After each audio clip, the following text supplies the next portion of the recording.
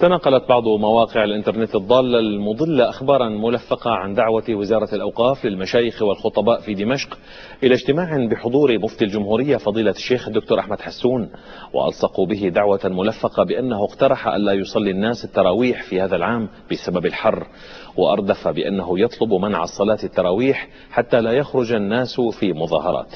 الحقيقة بالصوت والصورة. إلى متى يحب بعض الناس أن تشيع الفاحشة في الذين آمنوا؟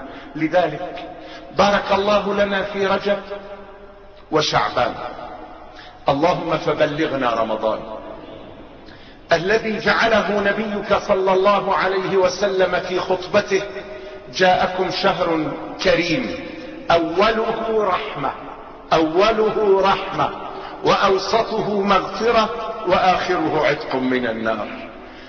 بالله ما أجملك يا رسول الله، ما أكرمك، ما أحلاك، وأنت تجعل شهر رمضان أوله رحمة، وآخرون الآن في التلفزيونات من فرجيكم يا سوريين شهر رمضان سنحيله نارا باللفظ.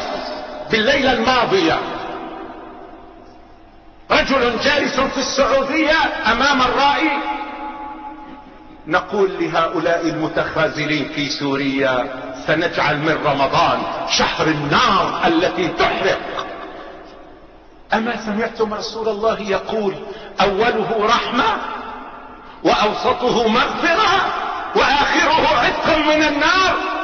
اللهم يا من يريدون أن يحرقوا بلدنا أصلحهم يا رب. ما بدي أقول أحرقهم عشان ما أصير مثلهم، أصلحهم، أنر قلوبهم، اهدهم، أبعد مكرهم عنا، أبعد شرهم عنا.